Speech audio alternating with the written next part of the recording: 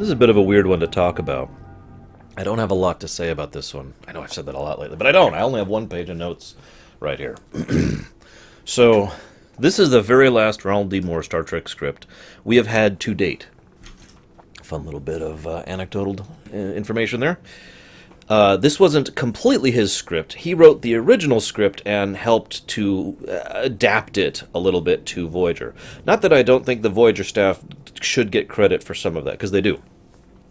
This is an excellent example of taking a pre-existing idea and running in a new direction with it. For those of you not aware, all three of you, because this is a fairly well-known story, this was actually a Worf episode that was basically already mostly written over on Deep Space Nine, that was eventually shot down by Ira Stephen Bear for many reasons, some valid, some not. Regardless, this episode was adapted to here for B'Elanna. Some people say that it's not really a B'Elanna episode for that reason. I cannot begin to disagree with that more. Really. There have been some good B'Elanna episodes before, but this is an excellent one. I don't want to get too much ahead of myself, but yeah. So, one of the things they do really, really well in this episode, in fact, I think probably the single best thing this episode does, bar none, is it leaves the events up to the rain. It leaves the events up to the interpretation of the viewer. An equal argument can be made, based on the framework of the episode, for this all being in B'Elanna's head, something that she is going through personally in order to endure it or deal with it herself, or for Grethor to be real, and for her actually going to the afterlife, the Klingon afterlife, I should say, and actually enduring all these things. Now, I find that kind of interesting, because I've heard a lot of Star Trek fans speak vehemently against this idea. I find that interesting personally, considering how many outlandish, crazy, and frankly supernatural elements exist in Star Trek that are usually accepted without question. It's really not out of bounds for me, ignoring any personal belief or thoughts whatsoever, to consider that such a thing as an afterlife could and indeed does exist in Star Trek. It is worthy of note that, with very, very few exceptions, there's never been any confirmed afterlife in Star Trek. With the Bajorans, there's sort of a vague thing with the wormhole and blah, blah, blah, and some possibilities there. And with the Klingons, they never really confirm it either. And there's a few other examples as well. But I find it interesting that they go out of their way not to confirm or deny it, because one of the original purposes of Star Trek was to say that we had evolved beyond such concepts. Now, I don't want to get all preachy here, but one of the things I have always believed in my whole life, here you go, big thing, no, I'm not going to lead up to it. One of the things I've always believed in is tolerance. I am actually a pretty big tolerant person. I actually don't know anybody personally who is more tolerant than I am. There are limits, and I'll actually talk about that later. But for me, the idea that multiple afterlives could exist, multiple mythos could exist, multiple whatevers could be true, that's just like, okay, that's pretty much my thoughts on that. I have gone out of my way to never tell basically anyone in my entire life my actual belief structure, nor will I do that today. So please do not try to derive whatever I actually believe from my thoughts in this episode, because you're going to fail miserably. But I do want to say that I love the fact that the episode does exactly the right thing with this, just like Star Trek usually does with this subject. It lets you decide, is Grethor real? Is this all in her head? The best part is it almost doesn't matter. I know that sounds weird, but the whole point, the core nugget of this episode actually made me cry. Would you believe that? Because it did. This episode actually made me cry, because the core nugget kernel of this episode is B'Elanna Torres, her character growth, her understanding and accepting of who and what she is. That is what it all boils down to. And there's some lines I wrote down about that to quote directly to you when we get to that point. And whether she was just facing her own inner demons inside her own thoughts, or whether she was actually in the Klingon afterlife facing against manifestations of her own inner fears, it doesn't matter, because both ways had the same result. Her growth as a character, her peace of mind, her stability, she mattered. And that's something that fiction in general, and hell, let's be honest, real life, tends to mistake too often when it comes to differing beliefs or religious or spiritual views. It's the person. that matters.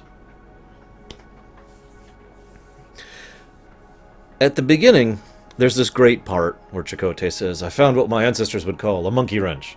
That's a great line. I love it. I just wanted to share it because it's an absolutely fantastic line. Because Chakotay, it's just kind of riffing on Chakotay's whole, oh, my ancestors thing. I also like, so they had, even as a kid, I thought the whole intro was a dream sequence, which I find funny. I shouldn't say a kid. It wasn't that long ago, like 15 years ago or whatever. But when I was younger than I am now, I still thought it was a dream sequence starting off. I still looked at it like, yeah, no, this isn't real. And you could tell, and they do a decent job of that. It's a little too obvious in the acting. The lines and the portrayal of the characters are just a wee bit off, a little bit too obviously. The one thing I thought they did very, very well, though, was the directing. The director did a really nice job of portraying the shots and doing certain, like, over-the-shoulder shots and kind of swaying the camera a little bit more each scene to kind of show that things are just off throughout the course of it. And again, I hate to point this point out again, but either she was in the fake life being dragged to the barge, or she was in a freaking coma the entire time. Both explanations actually line up. I do like the insight into the Klingon afterlife. Let's take aside the question of whether the Klingon afterlife is real or not, because honestly, I don't think it really matters, as I already emphasized. Let's take that, move that question to the side, let's analyze the afterlife as it's presented, because it is very indicative of a Klingon culture. Klingons... and I'll talk about Klingons a lot more when we get to TNG. But Klingons grew up on a hostile world surrounded by hostile people. They are basically there's a lot of examples of this in fiction. They're stronger, better, more physically evolved, I guess is the word I'm looking for, than humans are, because they had to be, because they grew up in worse environment. Kind of like the Krogan, actually, are not a bad example, just way, way, way less severe than the Krogan. But the Klingons do have redundant organs and excessive strength and tremendous endurance and all sorts of things that make them physically superior to a fair number of other races, actually. It makes sense that a race that evolved and grew and learned culturally and societally in that kind of environment would have an afterlife, real or otherwise, where even on the way to hell, you are still attacked, you are still undergone, it is still unpleasant, and there are still obstacles to overcome, because that, in my opinion, is the Klingon mindset in one sentence: obstacles to overcome. And I'll talk about this more when we really start digging into the Klingon culture when we get to TNG. But in my opinion, you could look at all Klingon society and summarize it by those three words. And again, the afterlife shows this excessively. I also love I wrote down a few quotes from this episode, so forgive me. There's a quote from Chakotay: "I accept that there are things in this universe that can't be scanned with a tricorder." That's probably the best way to talk about spirituality and belief system in a setting like Star Trek that I've ever heard. That's a great line. I accept that there are things in the universe you can't scan with a tricorder. Yep, I'm with that. That makes perfect sense in Star Trek. First of all, there are obviously things they can't scan with a tricorder, but second of all, given this series' emphasis on things like aspects of living and sentience and sapience that they haven't even fully defined yet, the discussion about Data and the Doctor, the discussions of humankind evolving in all good things, or not evolving physically, but learning to think beyond, these sort of intangible aspects to the setting are some of the things I've always really enjoyed. So yeah, it makes perfect sense that sign. It's a great line, and I love how supportive Chakotay is without being too much either way. It would be easy for him to be too derogatory and just say, "Oh, you're stupid." Let's be honest. Most people in real life, if someone came to them and said, I had an afterlife experience and I came back from the dead," most people would be very derogatory towards that person for whatever reason. It would also be too easy to be too supportive, which is also a bad thing. There is such a thing as enabling. It is usually a bad thing. You don't want someone who has just had an out-of-body afterlife type of experience to go and immediately go stab themselves, do you? You don't want to encourage that. Chakotay hits a nice in-between. He is supportive, but he also provides the other explanation. Maybe it happened, maybe it didn't. Why don't we learn from it? I like his approach to that, and it was bang on. Tom... Some people probably look at Tom Paris's reaction to B'Elanna and say, "Oh, he's the one who's being derogatory." No, actually. I really, really want to praise McNeil's performance because he hits a perfect sweet spot. He doesn't actually think she's crazy. He doesn't actually think she's doing this because of some horrible, terrible reason. He doesn't actually think that there's something wrong with her. He's just scared. And he gets it across so quietly. He's like, no, God, anything but this, please.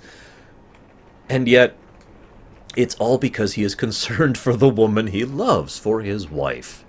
And I love that simple presentation of him, being more than embracing, being more than accepting of her, being more than supportive of her, while at the same time, that fear climbing to the surface and enabling him to say things he wouldn't otherwise say or mean. It's a really good performance on his part. This episode is really, really tightly done. It's such a shame because I'm going to segue for just a second here because the last episode we had, I hope you guys don't mind the rain. I'm sorry, guys. The last episode we had was a great episode that really started exploring Seven as a character and gave her a new launch point for a new character arc. This episode is a really great episode that really explores B'Elanna as a character and gives her a new launch point as a character for a new character arc. To my knowledge, neither of these character arcs are ever followed through ever again.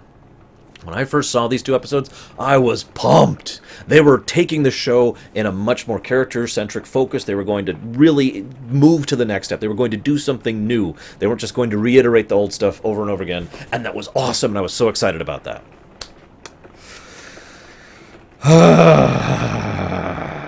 There's a great exchange between Janeway and B'Elanna, where Janeway says, no, I'm not going to let you basically fake a near-death experience medically for some, religious reason. And there's this great, great line where B'Elanna says, are you restricting my religious freedom? And Janeway just chops her off and says, I'm not letting you turn this into an argument of freedom of worship.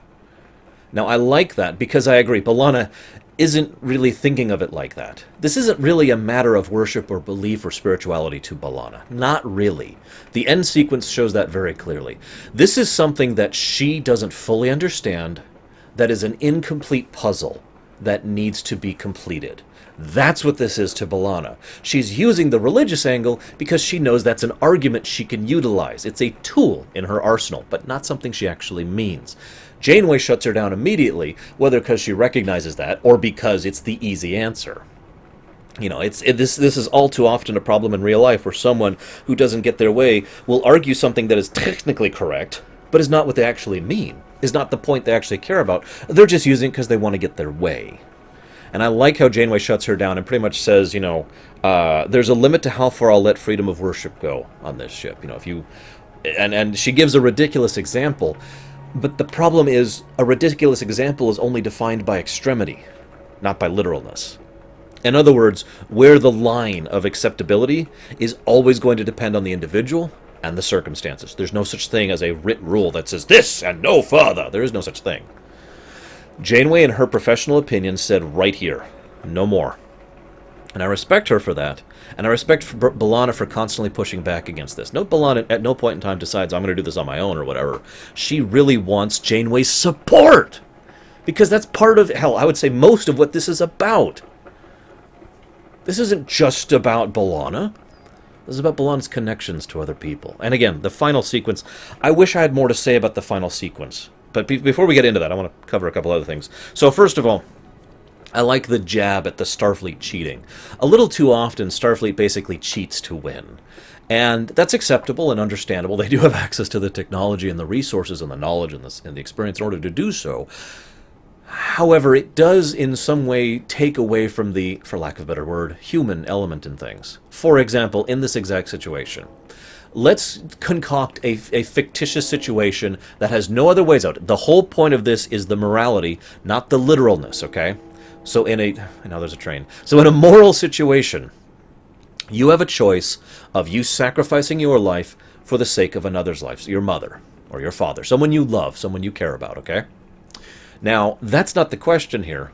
That's really, that's kind of what's being asked. But B'Elanna, in typical Starfleet fashion, says, oh yeah, I'll sacrifice myself, and then I'll be resurrected, and it won't matter. The problem with an answer like that, and this is why I call it cheating, is because that doesn't answer the question, does it? Because the question wasn't whether or not you'll put a dagger in your chest. The question was, How important is that life compared to your own? And if you completely bypass the question with that kind of cheating answer, you are not actually answering the core purpose of the question. Make sense? So I like that they kind of take a jab at that, and then I like the fact that they immediately call her out on it and say, did you really think I wouldn't catch that? No, you have to decide for real. And she does decide for real. She decides to lay down her life for her mother. And whether or not the afterlife is real, whether or not she was actually in a coma, whether this is all a delusion, or maybe Q popped in to do it. I don't know. There's plenty of explanations here, but it doesn't matter. Because in the moment, B'Elanna believed it was real. And B'Elanna, knowing full well purpose and cost of consequence, chose to lay down her life for her mother's. And that is actually answering the question. And I liked that scene. I also love every single thing about the final scene. I don't even know how to dissect it properly. It's gold. It's solid gold. Everything there is B'Elanna, the character. Her interactions with Tuvok, her interactions with Tom, her interactions with Neelix, her interactions with the Doctor, her interactions with Janeway, her interactions with Seven, and her interactions with Harry, and her interactions with her mother. Every single character point there was a reflection of B'Elanna, the person. Was a reflection of how her character has been and the turmoil that she herself has felt. Again, whether this is in her mind or in Sto-vo-kor doesn't matter, because she felt it regardless. She cared. It mattered to her. This is something that she had been carrying with her. This is an anchor she's been carrying around with her this entire time. There's this great line here. You know, it's like, who are you asking? She says, you, or Kalis, or the Tooth Fairy. Anyone who will tell me what to do. And the response is, you are the only one who can answer that question. And then she goes, what do you want? Do you want a good officer? Do you want a good Starfleet? Do you want a good lover? Do you want a good daughter? What do you want from me? And they all say, no, we just want you. We're not your enemies. I'm actually tearing up a bit. It's a great scene. Very emotional, very powerful, and it strikes right down to the core of B'Elanna's character. That uncertainty, that lack of core, really. B'Elanna has been going with the flow her entire life. Oh, I'm just a stupid Klingon. Oh, I'm just a dumb Maquis. Oh, I'm just a Starfleet officer. And she's never really had to analyze who and what she really is for herself in the face of the most difficult to face and the most honest and the most brutal judge that can ever exist for such a trial. Herself. And then she hugs Janeway when she gets up. And Mulgrew and, Roseanne Dawson, the two actresses nail it. The whole thing, really. Roseanne just absolutely nails it this entire episode. But the way Mulgrew just embraces her and looks on the verge of tears, that was amazing. Episodes like this are why I still love Voyager, despite everything. Even the fact that this episode will not be followed through on. This episode was amazing. I encourage you to go rewatch it right now. Seriously, it was awesome. Sorry. I got nothing else to say. Like I said, I didn't have much. I'm going to go get to work on the next one. I'll see you next time, guys.